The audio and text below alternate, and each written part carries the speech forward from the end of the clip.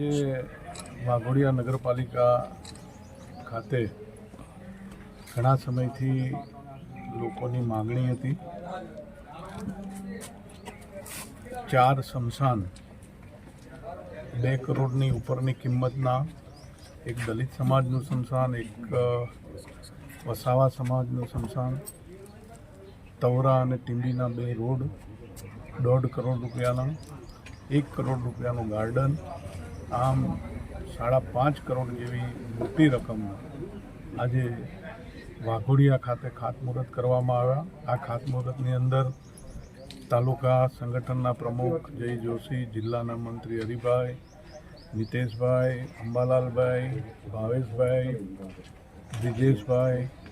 ઉત્સવભાઈ, દીપ્તિબેન અને ગામના સૌ આગેવાનો અને કાર્યકર્તાઓ ખૂબ મોટી સંખ્યામાં આજે અહીંયા હાજર રહીને ખાતમુહૂર્ત કરવામાં આવ્યું અને વહેલામાં વહેલી તકે જૂન સુધીમાં આ તમામ કામો પૂરા થાય, ક્વોલિટી વર્ક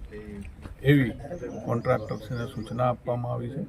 અને ગ્રામજનોએ સૌ ભેગા મળીને મોટી સંખ્યામાં હાજર રહીને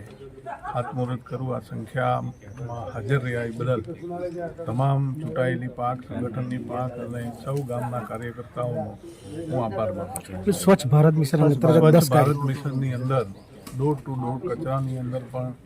આજે 3 નવી ગાડી આપવામાં આવી છે, બીજી 15 ગાડીનું આયોજન કરવામાં આવ્યું છે. એટલે વાઘોડિયાની અંદર સ્વચ્છતાની